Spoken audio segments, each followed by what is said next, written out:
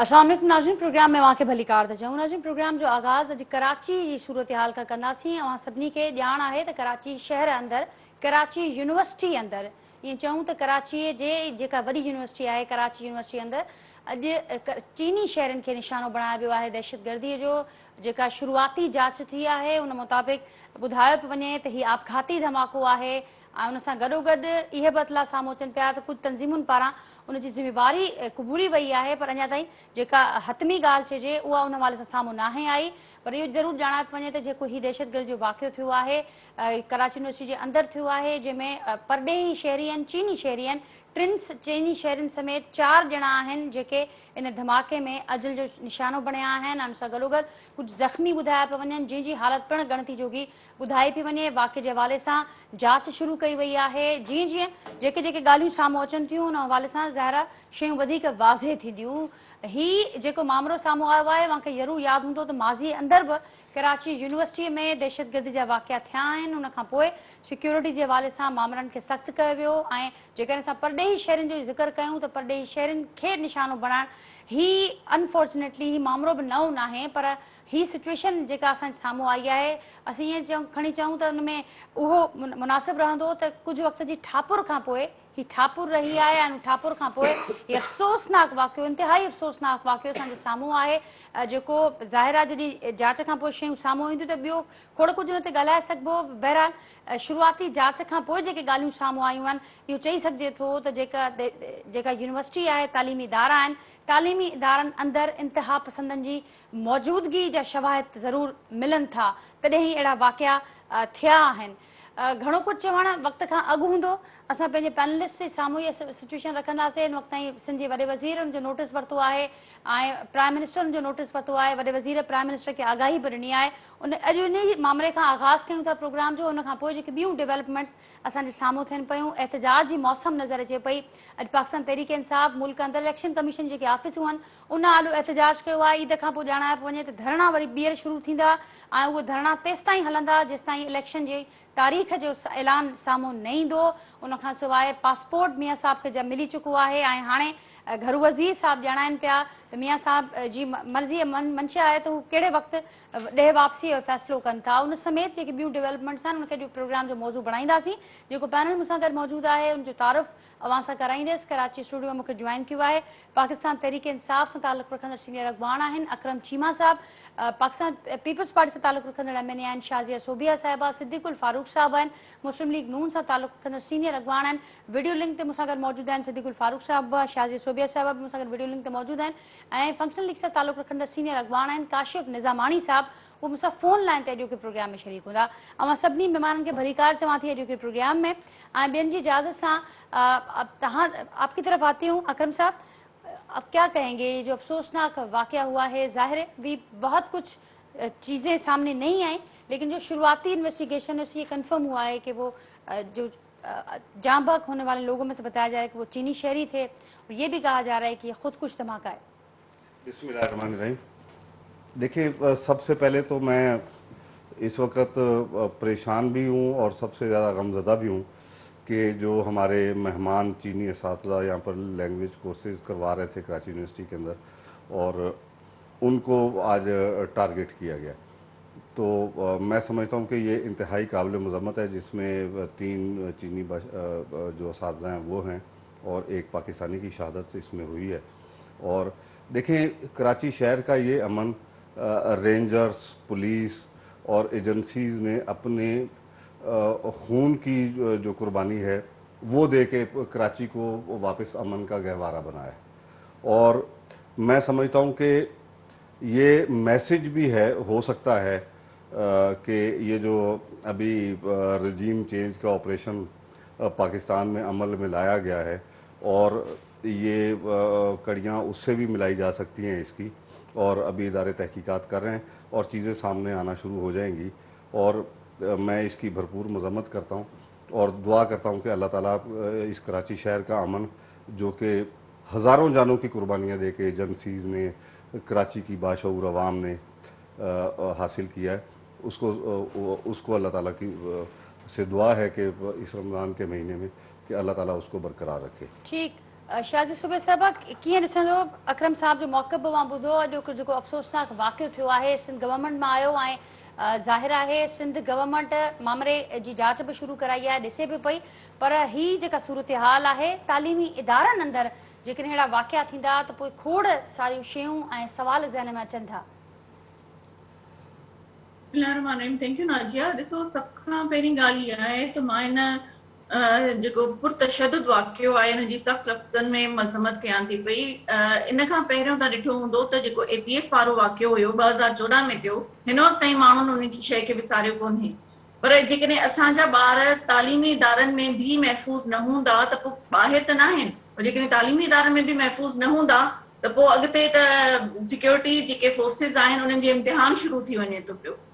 इन शइ जी जांच थियणु घुरिजे ऐं इन शइ ते सख़्त एक्शन वठणु घुरिजे, छो जो चाइनीज़ जेके आहिनि या जेके बि फॉरेनर आहिनि उहे चाहे स्टूडेंट हुजनि या टीचर हुजनि या कोई बि हुजे, जीअं तव्हांखे यादि हूंदो त इंजीनियर्स जी बस ते बि हिकिड़ो अटैक थी चुको हुयो, त उहे असांजा महिमान आहिनि त उन्हनि जी हिफ़ाज़त असांजे मथां फ़र्ज़ु आहे त असां उन्हनि जी कीअं बि करे उनखे हिफ़ाज़त में उनखे हिफ़ाज़त ॾियूं। ऐं ॿियो इहो आहे त इन शइ जो एक्शन थियणु घुरिजे ऐं इन्वेस्टिगेशन बि ज़रूरु थियणु घुरिजे त इहे काथों काथों जायूं आहिनि ऐं इन शइ खे फंडिंग केरु थो करे पियो ऐं कहिड़ी जाइ ते इन शइ खे जोड़ियो वञे थो पियो।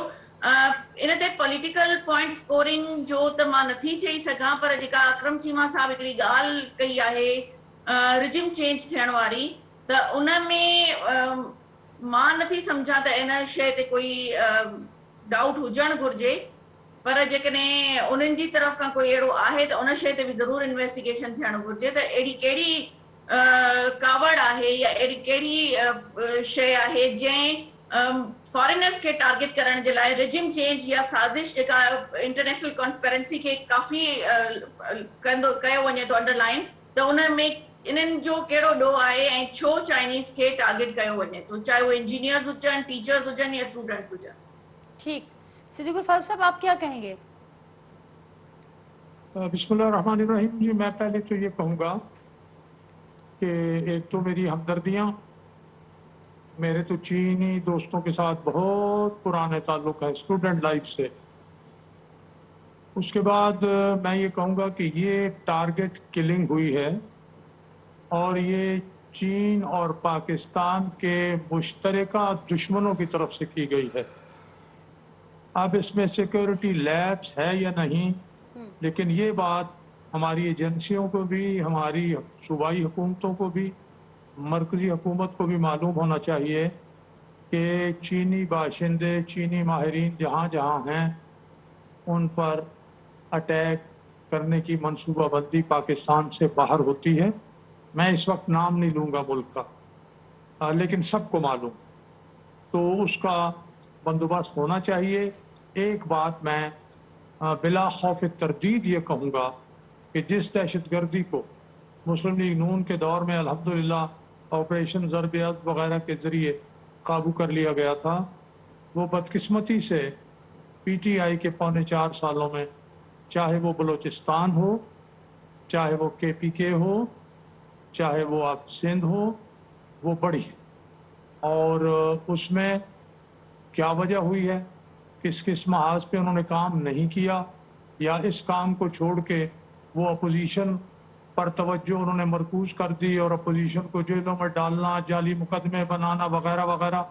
बिजली की लोड शेडिंग हो, वो देख लीजिए, जीरो पे लोड शेडिंग करके हम लोग गए, इन 4.25 सालों में लोड शेडिंग फिर वापस लेकिन वहीं सिद्दीकुल पहुंच फारूक साहब, अब आप तो लोग गवर्नमेंट में आ चुके हैं और आपने जिससे कहा कि आपने कहा कि बिला खौफ तरदीद इन पिछले गुज़िश्ता सालों में वो चीज़ बढ़ी, उसमें इजाफा हुआ और आप समझते हैं कि शायद हुकूमत का ध्यान कुछ और चीज़ों पर ज़्यादा रहा, इसलिए ये वाले जो एरियाज थे वो रह गए।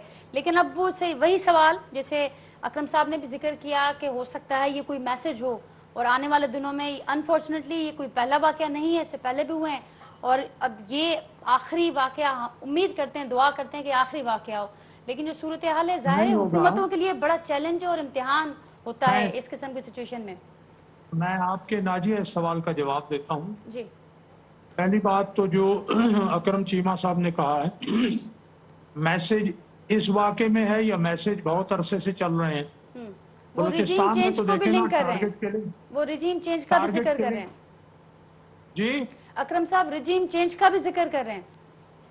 मैं रिजीम चेंज की बात करता हूँ, रिजीम चेंज की।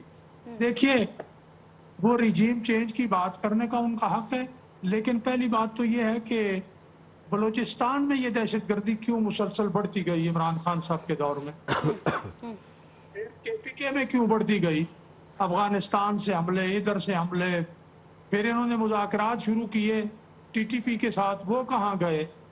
तो ये सारी बात है, कुछ कहीं कहीं तो अपनी जिम्मेदारी कबूल कर ले। हमारी अब हुकूमत को वोट ऑफ नो कॉन्फिडेंस के बाद काबीना को बने हुए 5 दिन हुए। इन 5 दिनों में और पूरे 15 दिनों में शहबाज शरीफ साहब बतौर वज़ीर आज़म वो किस तरह काम कर रहे हैं। और मैंने इसलिए कहा था कि ये जो कुछ ये मुसीबतें और मसाइल दे के ये गए हैं, ये रिजीम चेंज तो इंशाल्लाह हल हम करेंगे अल्लाह की फजल करम से। पहले हमने हल किए, अब भी हम हल करेंगे। लेकिन आप अपनी नाकामियां भी अल्लाह को हाजिर नाजिर जानकर माने। रियासत मदीना के दावे करते रहे हैं, इया का नाबुदु व इया का नस्ताईन से आप मामलात शुरू करते हैं, तो ये जो आप जो कुछ करके गए हैं भी तस्लीम करें ना, अल्लाह तो जानता है। ठीक और ठीक इससे भी सिद्दीकुल जानते हैं, फारूक कौम साहब, भी जानती है। पॉइंट आ गया आपका। काशिफ साहब अवां वटि ईंदे सभिनी जो मौक़िफ़ अवां ॿुधो, अवां छा चवंदो अॼोके वाक़े ते? उनखे ॼाणायो पियो वञे त हीउ मैसेज बि थी सघे थो, असांखे वधीक अलर्ट बि रहणो पवंदो ऐं खोड़ शयुनि जे लाइ जिते ॿियनि शयुनि ते ध्यानु ॾिनो पियो वञे, हीउ वारो जेको पासो आहे इनखे ॾिसणो पवंदो त किथे इहो इग्नोर न थी वञे। हीउ असां हिकिड़ो रिज़ल्ट अॼु वाक़ियो ॾिठो आहे। महिरबानी। अॼोके वाक़े जी जेतिरी बि मज़म्मत कई वञे उहा घटि आहे। पाकिस्तान ऐं चाइना जी जेका दोस्ती आहे, इकोनॉमिकली कॉरिडोर में जेको असीं हलूं पिया, सी पैक में हलूं पिया, त उन जे मुखालिफ़ केरु आहे? उन जी मुखालफ़त में चाइनीज़ ते इहो पहिरियों हमिलो कोन्हे। इन खां पहिरियां हू डेम ते उन्हनि हमिलो कयो। हीअ बिल्कुलु उन्हनि सॉफ्ट हिकिड़ो टारगेट करे उनखे कयो। ऐं अफ़सोस जी ॻाल्हि इहा आहे त सिंध में ऐं ख़ासि तौर कराची में हिन खे टारगेट कयो वियो। हर मुख़्तलिफ़ लसानी जमातूं उहे दावा कनि पियूं। हिकिड़ी त बिल्कुलु दावा कई आहे त असांजी हिकिड़ी ख़ातून हुई, उन से इहो सॼो टारगेट किलिंग कई आहे। या जेके फुटेज बि अचनि पिया त उन में थिए पियो। कराची में काफ़ी वक़्त खां वठी जेको अमन हुयो, मां सम्झां थो शायदि हाणे उन्हनि खे इहो हज़म न पियो थिए, हाणे उन पासे वञनि पिया। एजुकेशनल इंस्टीट्यूशन में धमाको हिकिड़ो सवालिया निशान आहे। असांखे एज़ ए नेशन, असांखे जेके एज़ ए कौम इन ते नज़र विझणी पवंदी। सिद्दीकुल फारूक साहब जी ॻाल्हि ॿुधी मूंखे त अफ़सोस थियो त जेॾी महिल बि का ॻाल्हि थिए थी, हीअ त नेशनल काज़ जी ॻाल्हि आहे। हू फिरी गिरी वरी पंहिंजी पॉलिटिकल स्कोरिंग ते अची वञनि था। पीटीआई जी हुकूमत में हीअ थियो, हींअर हुकूमत सिंध में पीपल्स पार्टी जी आहे, मर्कज़ में नवाज़ लीग जी आहे। मद्देनज़र इन खे छॾे करे बि असां इहो सोचूं त इहो पाकिस्तान ते हमिलो आहे ऐं इन ते इन खे फोकस करिणो पवंदो। ऐं जेतिरी मज़म्मत कजे ऐं जेतिरो इन खे हाई अलर्ट कराची खे मतिलबु हाणे कयो पियो वञे न। ॾिसो त उन्हनि जी टाइमिंग कहिड़ी आहे। रमज़ान शरीफ़ जो आख़िरी अशरो, मथां ईद अचे पई, रश थिए थी बेतहाशा मार्केटुनि में, माण्हू निकिरनि था। हाणे दहशतगर्दी जो मक़सदु इहो हूंदो आहे त दहशत फैलाई वञे, टेरर फैलायो वञे, उन में हू कामयाबु था वञनि। तव्हां पाण ॾिसिजो त इन जा रिज़ल्ट कहिड़ा ख़राब था अचनि। माण्हू घरनि खां ॿाहिरि, पहिरियां तव्हांजे साम्हूं आहे त माण्हू घरनि खां ॿाहिरि निकिरणु छॾे था ॾियनि, ख़ौफ़ जो हिकिड़ो माहौल थो थी वञे। काशिफ साहब बिल्कुलु सही पिया चओ। मां साॻी ॻाल्हि शाज़िया सोबिया साहिबा तरफ़ां बि साम्हूं आई त नेशनल कॉज़ आहे, उनखे उन तरीक़े सां ॾिसणु घुरिजे। पर ज़ाहिर आहे जेके हुकूमतूं हुजनि थियूं इक़्तिदार में, उन्हनि जी ज़िम्मेवारी बि ठहे थी ऐं उन्हनि खां सवाल बि ज़ाहिर थियनि था त किथे जेके मामला हुजनि था, जेके ॿियूं शयूं हुजनि थियूं, उन्हनि सां गॾोगॾु हिन पासे ते ध्यानु ॾियणु तमामु ज़रूरी हूंदो। मुल्क की सिक्योरिटी जो ही इंतहाई अहम मामलो है। अकरम साहब, सब लोगों ने बात की, इसके साथ साथ आपने ज़रूर सुना कि ये भी जिक्र किया गया कि आपके दौरे हुकूमत में गुज़िश्ता जो ये 3.5 साल रहे, اس دوران بہت ساری چیزیں فوکس میں رہی گورنمنٹ کے، لیکن کہیں یہ ایسا تو نہیں ہوا کہ سیکیورٹی کے معاملات یا دوسری چیزیں کہیں پیچھے رہ گئیں؟ اب وہ یہ دعویٰ کر رہے ہیں کہ آنے والے دنوں میں ہمارا اس پر پرائیورٹی ہوگی، ہمارا دھیان ہوگا اس پر۔ بسم اللہ الرحمن الرحیم۔ دیکھیں کیا پرائیورٹی ہوگی۔ آج اگر M Q M Pakistan Tehreek Insaf کو چھوڑ کر گئی تو انہوں نے کیا الزام لگایا؟ انہوں نے یہ الزام لگایا کہ جی ہمارے جو کیسز تھے وہ ختم نہیں کروائے گئے، ہمارے لوگوں کو نہیں چھوڑا گیا۔ یہی بات مینگل صاحب نے کی۔ تو کیا وہ شادی کے لڈو چوری کرنے کے کیس میں جیلوں میں، وہ دہشت گردی کے کیسوں میں جیلوں میں؟ اور میں سمجھتا ہوں کہ یہ موجودہ طور پہ جو پیکٹ کرنے جا رہی ہے Pakistan peoples party M Q M کے ساتھ، اور میں سمجھتا ہوں کہ یہ ہو سندھ، چکا پیکٹ تو معاہدے ہو چکے ہیں، یہ سندھ کے عوام کا سودا کیا انہوں نے، سندھ کے عوام کو دوبارہ دہشت گردوں کے حوالے کرنے کا سودا کیا انہوں نے، میں جہاں تک سمجھتا ہوں۔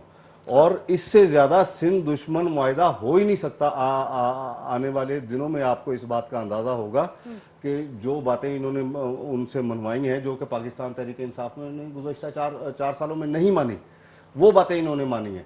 اور میں سمجھتا ہوں کہ اللہ تعالیٰ خیر کون سی کرے۔ ایسی باتیں تھیں جو آپ نے ذکر کیا کہ گزشتہ 4 سالوں میں آپ کے سامنے رکھی گئی دہشت گردی کی کھلی چھٹی، اچھا، اور کیا تھا؟ دہشت گردی کی کھلی چھٹی چاہیے شہر کے اندر، صوبہ سندھ کے اندر، اور اس کا افیکٹ ہی کون ہوگا؟ پھر کیوں سندھ کا شہری اس کا افیکٹ ہی ہوگا؟ کہ خود جب عمران خان صاحب کبھی نہیں گئے، وہ پہلی بار ایم کیو ایم کے مرکز آئے انہی معاملات کو لے کر کے ہمارا ساتھ نہ چھوڑیں، پھر وہ کیا تھا اکرم صاحب؟ دیکھیں ہم نے تو ان کو رکھا ہوا تھا باندھ کے، الحمدللہ، ٹھیک ہے، جو جائز مطالبات تھے، جو جائز چیزیں تھیں وہاں تک ہم ان کے ساتھ تھے، ٹھیک ہے، جو جائز چیزیں نہیں تھی وہاں پر ہم ان کے ساتھ نہیں تھے، بالکل نہیں تھے، اور کیٹیگوریکلی نہیں تھے، اور یہ پورا پاکستان جانتا ہے۔ یہ ہوا کہ اتحاد میں جب تک تھے تو سب اچھا تھا، اتحاد سے باہر آنے کے بعد نہیں ناجیہ، کوئی ایک چیز تو پوائنٹ آؤٹ کریں مجھے ان 4 سالوں کی، کوئی ایک واقعہ تو ایسا پوائنٹ آؤٹ کریں ان 4 سالوں کا مجھے یہاں پر بیٹھے ہوئے کہ پاکستان تحریک انصاف نے ان کے ساتھ کولیکشن گورنمنٹ بنا کے ان کو یہ فیسلیٹیٹ کیا، اور اس کا خمیازہ صوبہ سندھ کو یہ بھگتنا پڑا۔ ٹھیک جواب لیتے ہیں۔ شاہد صاحب چھا چوندو چوندا سی بدھی رکھیو سے انن 4 سالن میں ساری دنیا کے واقف ہے کیڑا کیس ہوا، کیڑا معاملہ ہوا، اساں دا ان جی کا گال نہ منی، ان جے کرے اساں جا معاملہ اترا خراب تھیا، اوہاں یہ معاہدو کرے ویٹھا ہو سندھ دشمنی جو؟ ॾिसो नाजिया, मां त इहा ई ॻाल्हि कंदमि त पीटीआई खे सिर्फ़ु पॉलिटिकल पॉइंट स्कोरिंग जे लाइ पॉइंट्स खपनि, ऐं ॿियो इन्हनि खे अफ़सोस इन शइ जो आहे त जेका दहशतगर्दी या जेका करप्शन या जेको बि एमकेएम जे मथां इल्ज़ाम हणनि था पिया त कराची में दहशतगर्दी थींदी, त हे त पूरे पाकिस्तान में खाना जंगी जे लाइ तयार वेठा आहिनि।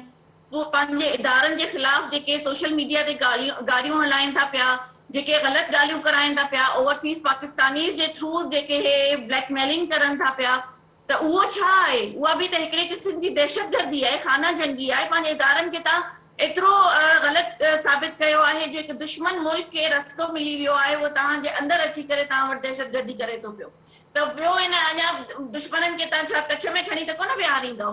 इहे ई तरीक़ा हूंदा आहिनि जॾहिं तव्हां पंहिंजे इदारनि खे ग़लति साबित कंदव त दुश्मननि खे रस्तो मिलंदो आहे। हिननि खे इन शइ जो अफ़सोस आहे। ऐं जेकॾहिं पाकिस्तान पीपल्स पार्टी जेकॾहिं कोई बि उन्हनि सां मुआइदो कयो आहे त तव्हांखे अॻु में बि असां जॾहिं इहो थिए पई ॻाल्हि तॾहिं बि असां इहो चयोसीं त जेके बि जाइज़ मुतालबात हूंदा उहे मञिया वेंदा। जेकॾहिं इन्हनि खे अहिड़ो ई प्रॉब्लम आहे त पंहिंजे जेको मुआइदा आहिनि उहे साम्हूं आणनि, पब्लिक करनि, त उन में कहिड़ियूं कहिड़ियूं ॻाल्हियूं आहिनि जिन जे करे एमकेएम इन्हनि खां मुनहरिफ थी आहे ऐं इन्हनि खां हटी आहे। इन्हनि जो ऐं कहिड़ी ॻाल्हि हुई जंहिंजे करे पंहिंजी कुर्सी बचाइण जे लाइ इमरान ख़ान पंहिंजी हिकिड़ी कारकुन जे जेको क़तल हुयो उहो बि माफ़ करे हिननि जे मर्कज़ ते वञी करे वेठो हुयो। त अहिड़ी कहिड़ी मजबूरी हुई जो हुन पंहिंजी कारकुन जे शहादत खे बि ख़तम कयो?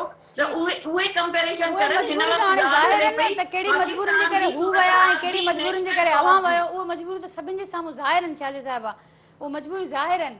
हाणे ही ॼाणाइनि पिया त असीं जेको एहतजाज हूंदो उहो असांजो शुरू थी चुको आहे, पोइ उहो इन मामलनि ते हुजे जेके इतिहादी जेके असां गॾु न वेठा, जेके बाग़ी अरकान मेंबर्स जो बि ज़िक्र कनि था, हाणे ही जेको एहतजाज वारो सिलसिलो आहे उनखे वधाइण ते गौर कयो पियो वञे। सॼे मुल्क में एहतजाज पियो थिए इलेक्शन कमीशन जे ॿाहिरां, ईद खां पोइ धरणनि जो ऐलान बि कयो वियो आहे। ॾिसो नाजिया 2014 में बि हिननि मुंहिंजे ख़्याल में 126 ॾींहं पाकिस्तान खे ब्लॉक करे रखियो हुयो। हिननि जे करे ई चाइनीज़ प्रेसिडेंट जेको आहे पंहिंजो दौरो मनसूख कयो हुयो। जॾहिं टर्किश प्रेसिडेंट पार्लियामेंट में आयो हुयो त हिननि उन ॾींहुं पार्लियामेंट खां वॉकआउट कयो हुयो। त हे कहिड़े मुंहं सां चवनि था त असां जेके आहियूं मुहिब वतन पाकिस्तानी आहियूं ऐं ॿियनि सभिनीनि खे गद्दारी जा सर्टिफिकेट ॾियनि था पिया? कहिड़े बेस ते इहे ॾियनि था पिया? त इहे शयूं आहिनि जेकॾहिं हिननि वरी खां उहा शइ शुरू कई त सभ खां वॾा दहशतगर्द त इहे आहिनि, सभ खां वॾा पाकिस्तान जा दुश्मन त इहे आहिनि जेके पंहिंजे इदारनि खे बि ग़लति साबित करनि था ऐं पंहिंजी अवाम खे बि ग़लति साबित करनि था। ऐं उहे सॼी अवाम जेका हिन वक़्तु पाकिस्तान पीपल्स पार्टी, नून लीग या ॿियनि अलाइज़ जी वोटर ऐं सपोर्टर आहे, छा उहा बि गद्दार आहे? त हे छा साबित करणु चाहिनि था त हे हिकिड़ा मुहिब वतन पाकिस्तानी आहिनि, इस्लाम जा जेके आहिनि उहे अलमबरदार आहिनि, बाक़ी सभु जेके आहिनि उहे गैर मुस्लिम आहिनि ऐं पाकिस्तान जे लाइ उहे गद्दार आहिनि। त हिननि वटि कोई हिननि जी लॉजिक न आहे। हे सिर्फ़ उहा इंतशार फैलाइण वारी सियासत करणु चाहिनि था जेका हिननि 2014 में या उन खां अॻु में कई हुई। ठीक, सिद्दीकुल फारूक साहब आप क्या फरमाएंगे? दो बातें अकरम साहब ने की जिस पर शाजिया सोबिया साहबा कहती हैं कि अगर वो कुछ मुआहदे वो इस नोयत के थे तो पब्लिक करने चाहिए, अभी क्यों ये ऐसी बातें हो रही हैं? और साथ साथ अभी धरनों की बात भी हो रही है, उस पर क्या इरादा रखते हैं? किस तरीके से हुकूमत हैंडल करेगी इक़्तिदारी शहरों में, इक़्तिदारी शहर में ये सारा धरना होगा, ये सारी बातें होंगी, किस तरीके से हैंडल करने का इरादा रखती है हुकूमत? ये कौन से मुआहदे की बात कर रही हैं आप? पीपल्स पार्टी और एमक्यूएम के दरमियान।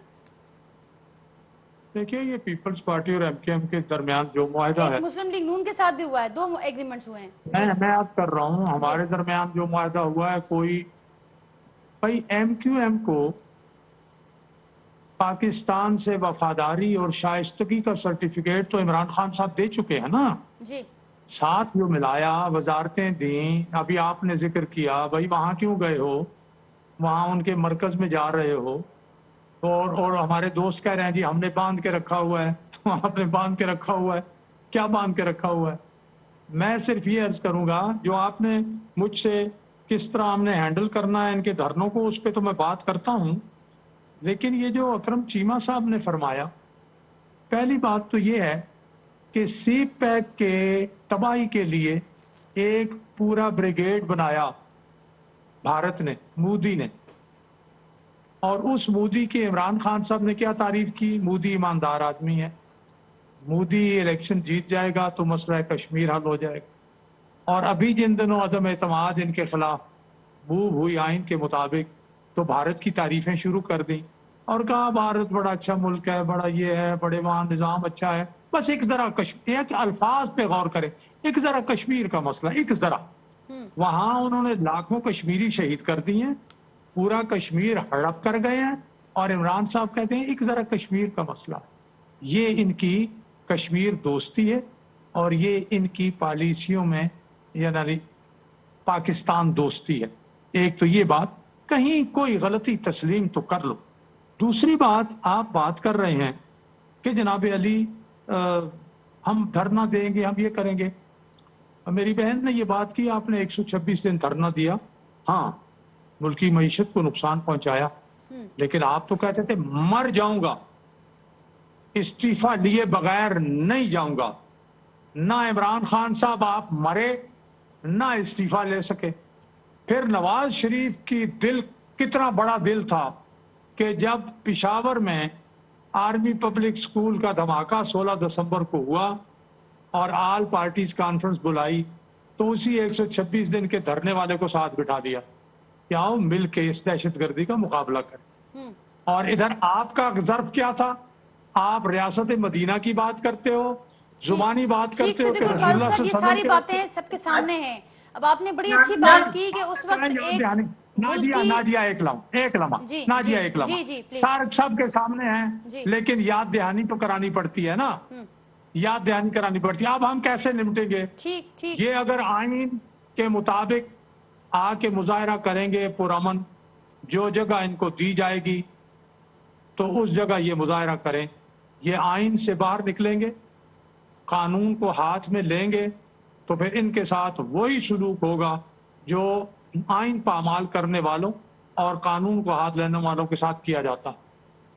ठीक, पॉइंट टेकन सिद्दीकुल फारूक साहब। ये भी बता दें कि आपने बड़ी अच्छी बात की कि उस वक्त ये हुआ 126 दिन के धरने के बाद जब वो सानहा पेश आया तो सानहे के बाद सबको बिठाया गया साथ।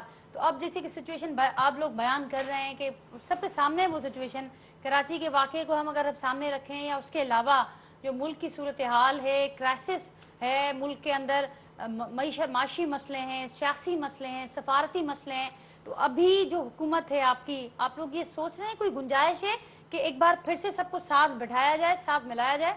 इस पे कोई गौर है कहीं पर?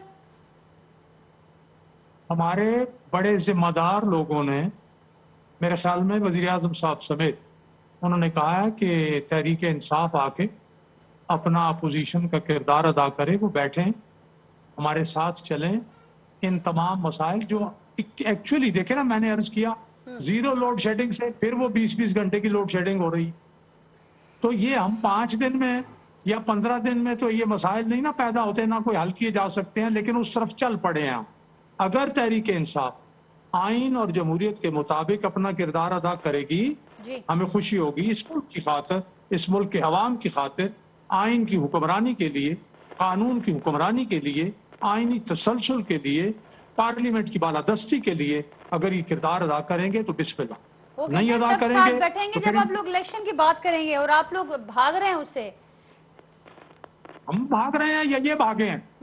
हम इनसे 3.5 साल मुतालबा करते रहे हैं। तहरीक अदम एतमाद का ऐलान पीडीएम ने ये जनवरी में किया था, ये तोड़ देते असेंबलियां, ये असेंबली तोड़ देते, इलेक्शन करा लेते, इससे इनको किसने मना किया है? ठीक, बिल्कुल ठीक। 7 महीने तो वो इलेक्शन कराने की पोजीशन में नहीं है। जब 7 महीने वो इलेक्शन कराने की पोजीशन में नहीं है तो हम कल कैसे इलेक्शन करा सकते हैं? फारूक साहब, शाजी साहब कुछ ऐड करना चाहती हैं, फिर काशी साहब के पास चलते हैं। जी शाजी साहब। जरूर। ॾिसो नाजिया, पहिरीं ॻाल्हि इहा आहे त जॾहिं APS जो वाक़ियो थियो हुयो त उते हिकिड़ो नेशनल एक्शन प्लान थियो हुयो ऐं हिन हुकूमत जे अचण खां पोइ फौरन ई जनरल बिलावल भुट्टो सरदारी साहब इहो चयो हुयो त नेशनल एक्शन प्लान ते वेही करे ॻाल्हि ॿोल थियणु घुरिजे, हुन ते एक्शन थियणु घुरिजे, छो जो हुन में मदरसा रिफॉर्म बि हुयो ऐं ॿियूं बि इलाही सारियूं सिक्योरिटी जे लाइ शयूं हुयूं, जुडिशियल रिफॉर्म बि हुया, त उहे नेशनल एक्शन प्लान जे लाइ हे वेहण जे लाइ तयार न हुया। हे सिर्फ़ नारो हणंदा हुया, चोर डाकू चोर डाकू, 4 साल सिर्फ़ ये चोर डाकू जो नारो हणंदा रहिया। सीपेक ते हिननि करप्शन जो इल्ज़ाम लॻाए सीपेक खे ब्लॉक करे छॾियो। उन खां अलावा कश्मीर कॉज़ जे लाइ जॾहिं असां वेही करे ॻाल्हाइण लाइ चयोसीं त हिननि सिर्फ़ अधु कलाक जुमे वारे ॾींहुं ॿाहिरि बीह करे उस सेकण जो मशवरो ॾिनो। जॾहिं हाणे पंहिंजी कुर्सी वई आहे, शाजी साहिबा अवां चयो त ही मौका हुआ, सॼी दुनिया ॾिठो त उन्हनि अवां जी ॻाल्हि न रखी, न मञी, पर हाणे अवां जो मौक़ो अची वियो आहे, हाणे अवां हुकूमत में आहियो त ज़ाहिर आहे हुकूमत में आहियो। नाजिया उहा ई ॻाल्हि मां कयां पई। नाजिया ॾिसो, मुंहिंजी ॻाल्हि पूरी थियणु ॾियो। जॾहिं कश्मीर कॉज़ जी ॻाल्हि हुई त सिर्फ़ अधु कलाक जे लाइ ॿाहिरि बीहणो हुयो या मॉनिटर लॻाइणो हुयो, त एतिरा ॾींहं थी विया आहिनि, पर जॾहिं हाणे पंहिंजी कुर्सी वई आहे त दर दर ते धिका बि खाइनि था, धरनो बि हणनि था, जलसा बि करनि था। इहो उन वक़्तु कश्मीर जे वक़्तु जोश छो न आयो हुयो? जॾहिं तव्हां चवंदा आहियो त असां कश्मीर जा जेके आहियूं उहे रिप्रेज़ेंटेटिव थी करे वियासीं जनरल काउंसिल में, त उन वक़्तु इहो जोश तव्हांखे तॾहिं छो न आयो त तव्हां छो न इंडिया के खिलाफ जलसा, धरना ऐं ये एहतजाज कया हुया, छो न कया हुया? ठीक, अकरम साहब क्या रिस्पॉन्ड करेंगे? नाजिया, मुझे थोड़ा सा टाइम दीजिएगा। पहले तो देखें, जो एहतजाज की बात है ना, अल्हम्दुलिल्लाह अल्हम्दुलिल्लाह आपने देखा होगा कि पाकिस्तान की तारीख में सबसे बड़े अवामी इज्तिमा हालिया दिनों में हुए। पेशावर में हुआ, कराची में हुआ, उसके बाद लाहौर में हुआ, जिसमें लाखों की तादाद में लोगों ने शिरकत की, और अल्हम्दुलिल्लाह उसमें किसी जगह पर भी ना एक गमला टूटा, ना एक शीशा तोड़ा।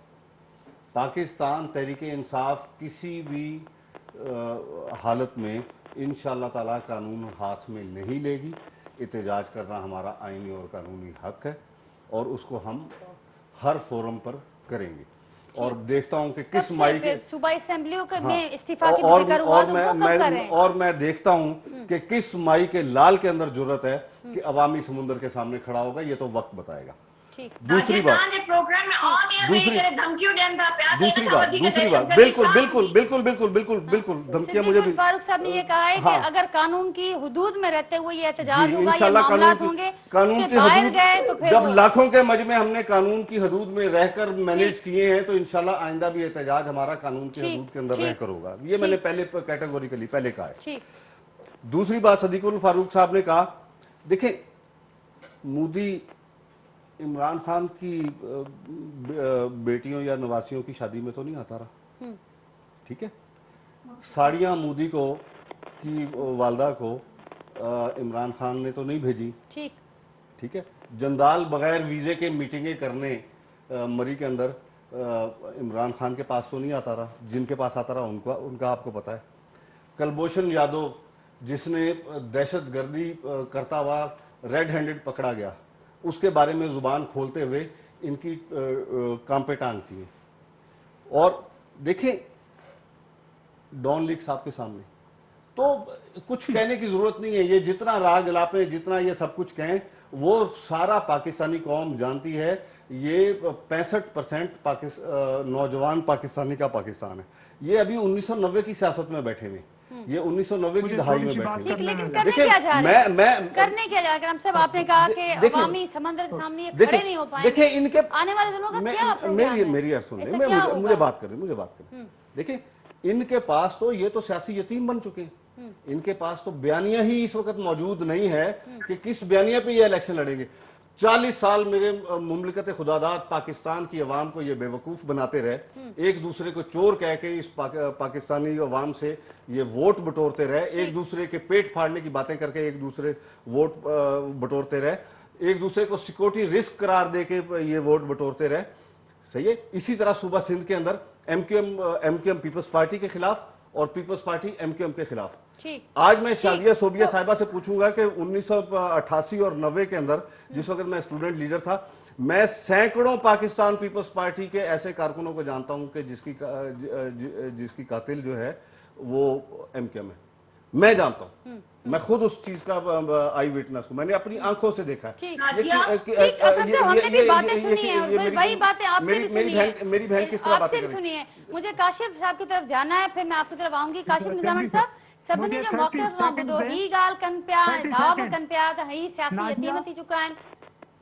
मैं आती हूँ आपकी तरफ, सदीकुल फारूक साहब, काशिफ साहब को शामिल गुफ्तगू करें। मैं आती हूँ, बिल्कुल आपकी तरफ आती हूँ।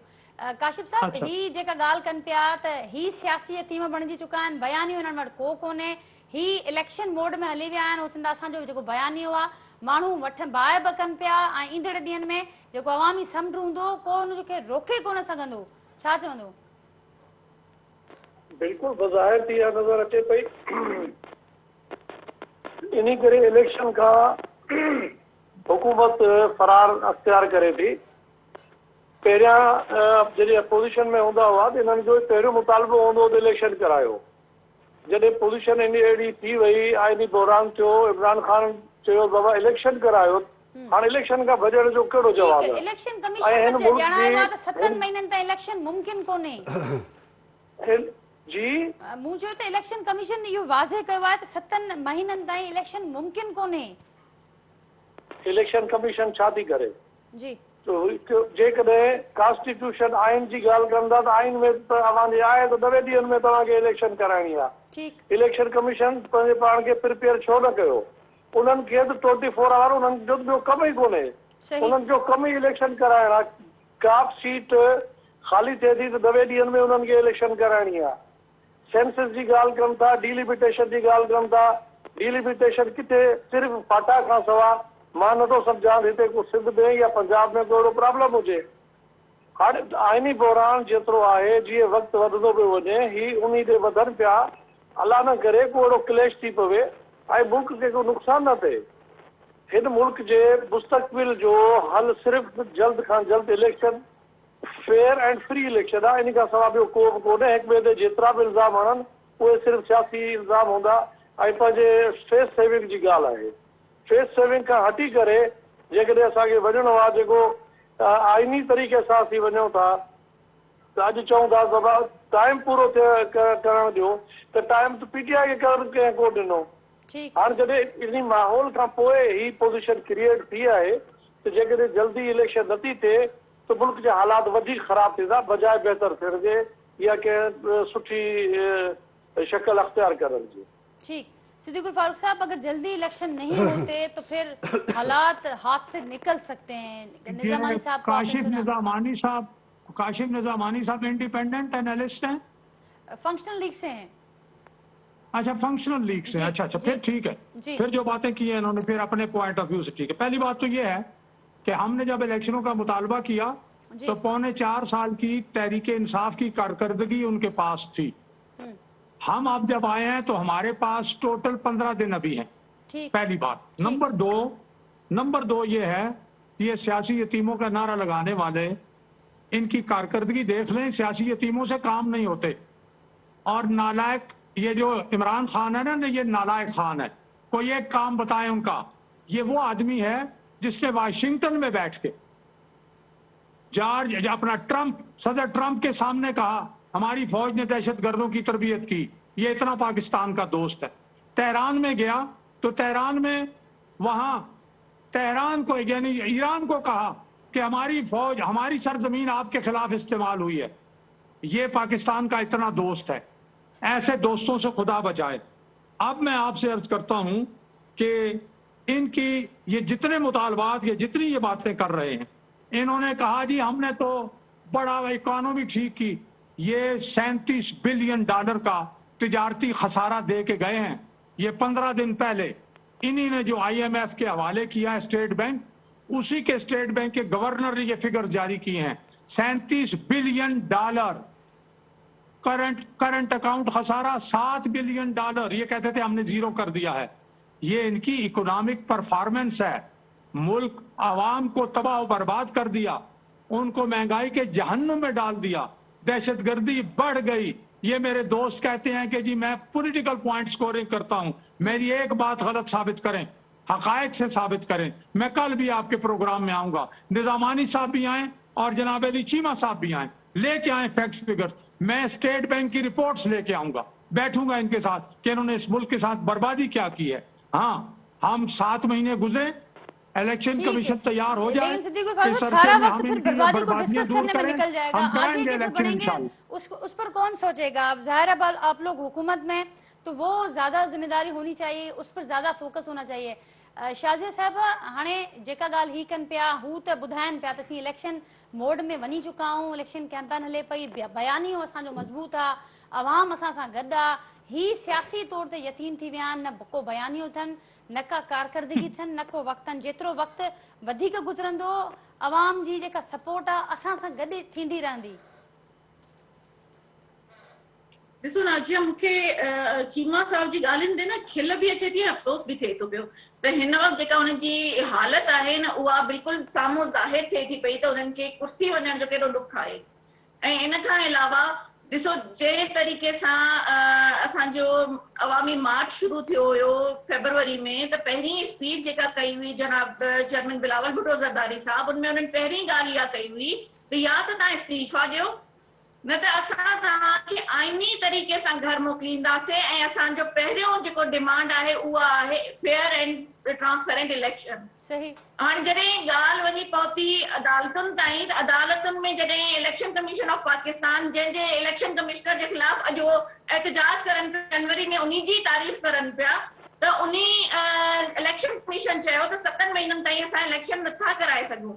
हिकु आइनी मजबूरी जे करे जेकॾहिं असां हिन हुकूमत जो साथ ॾिनो आहे, हुकूमत जोड़ी आहे, त पाकिस्तान खे हिकु सुठी मईशत, ऐं असांजी सिर्फ़ु 2 डिमांड आहिनि, हिकु त मईशत सही करणु ऐं ॿियो इलेक्टोरियल रिफॉर्म करणु। जेकॾहिं असांजी इहे 2 डिमांड वक़्त खां पहिरियों पूरियूं थियूं थी वञनि त असां हाणे बि इलेक्शन में वञण जे लाइ तयार आहियूं। ठीक त जेका ॻाल्हि मां कयो पिया इलेक्टोर आइनी मजबूरी जो मां ज़िक्र कयो, इलेक्टोरल रिफॉर्म्स ऐं मां ॻाल्हि कई, त उहो केसिताईं ही हुकूमत उन ॾांहुं वेंदी? छाकाणि अञा ताईं हिन वक़्तु को ऐलान, इवन असीं जेके ख़िताब थियनि पिया उन में बि अहिड़ी का ॻाल्हि साम्हूं कोन पई अचे त कॾहिं शुरू करणु वञो पिया इहे रिफॉर्म्स।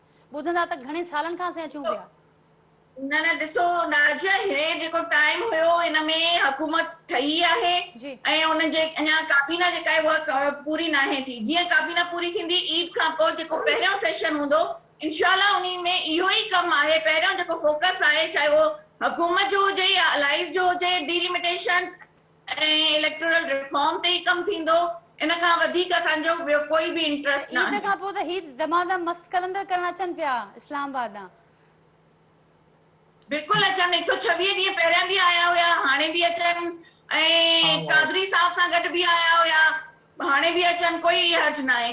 ठीकु, वेलकम कंदासीं। असां हिननि वारो दावो नथा कयूं त हिननि खे कंटेनर ऐं मानी ॾींदासीं, अहिड़ो कोई दावो कोन था कयूं पिया असां। जेको इमरान खान पंहिंजी पहिरीं चयो हुयो त भली अपोजिशन जेका एहतजाज करे, मां मानी बि ॾींदमि, कंटेनर बि ॾींदमि। जेको हुन उते बि यू टर्न वरितो उहो बि वादो पूरो कोन कयो हुयईं। ठीक, तवां अड़ी का दावा न था क्यों, चलें वो कंटेनर्स और खाना वो तो मना कर रहे हैं कि ऐसा कोई दावा हम नहीं करे, लेकिन उन्हें समझते हैं कि आईनी मजबूरी का वो जिक्र करें कि आईनी मजबूरी है। इलेक्शन कमीशन ने ये एतराफ अदालत के सामने ये मामला रखा है। अब वो ईद के बाद का टाइम है कि जब वो रिफॉर्म्स और सारी उन पर ऐलानात पर अमल शुरू होगा। देखिए नाजिया, मैं तो जो इस वक्त सबसे ज़्यादा परेशान हूँ वो ये जो आओ मिलकर खाते हैं एंड कंपनी जो तश्कील पाई है वफाक के अंदर गैर मुल्की ताकतों के सुन ले मेरी बहन, मैंने आपको बड़ी तसल्ली से सुना, तो आप भी मेरी बात को ना हो तो बेहतर है।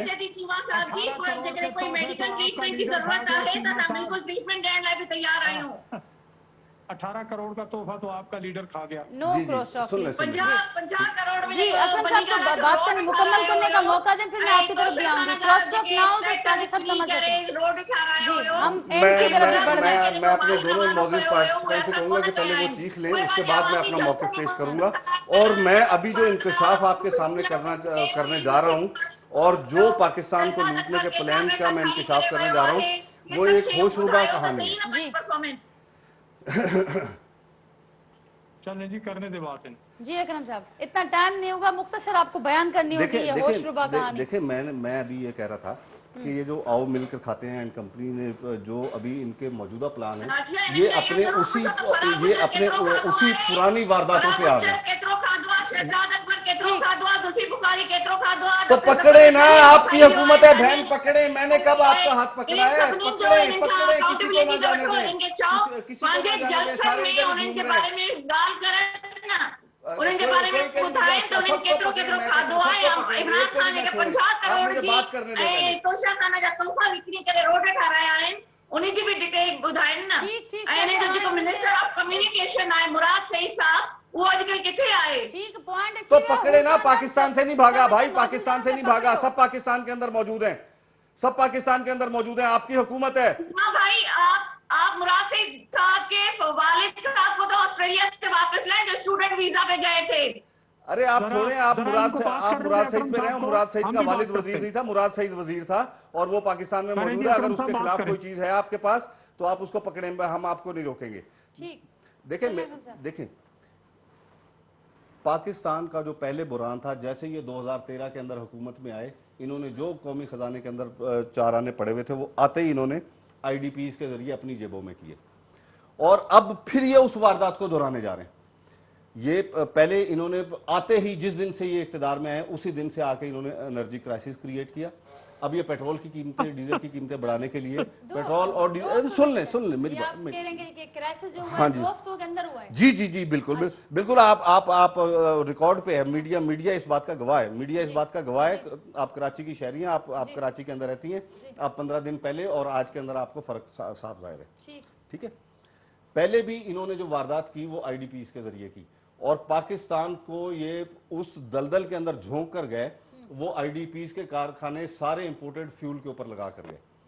अब ये हुकूमत में आते ही इनको पता है कि हुकूमत हमारी 2 हफ्ते की है या 4 हफ्ते की है या 6 हफ्ते की हुकूमत है, तो ये फटाफट IMF के पास गए हैं और वहां से जो पैसे ला रहे हैं, ये आईडीपीज के नाम के ऊपर उसको हड़प करने का पूरा प्लान बन चुका है। पाकिस्तानी कौम आने वाले दिनों के अंदर अपनी आंखें और अपने कान खोल कर देखे और ये चीज साबित करूंगा मैं کہ یہ پلان جہاں پر بنا جن لوگوں نے مل کے بنایا اس کے اندر پوری یہ آؤ مل کر کھاتے ہیں کمپنی یہ ساری کی ساری شامل ہے اور یہ سارے پیسے آئی ڈی پیز کے ذریعے ہڑپ کریں گے اور پاکستان کے اوپر 10 ارب ڈالر کا یہ قرضہ لاد کے پھر یہ سائٹ کیا اور ہم پر لے کر جائیں گے آپ لوگ جی ارادہ بالکل رکھتے ہیں جی بالکل لے کر جائیں گے اور ہم ان کو یہ کرنے نہیں دیں گے. آپ یہ دیکھ لیجیے گا ہم سڑکوں پہ آئیں گے, ہم ان کو یہ حرکتیں نہیں کرنے دیں گے. پاکستانی عوام کا پیسہ آئی ڈی پیز کے نام پہ دوبارہ لوٹنے کی اجازت انشاءاللہ تعالیٰ ٹھیک اکرم صاحب, پروگرام کا وقت ختم ہو رہا ہے.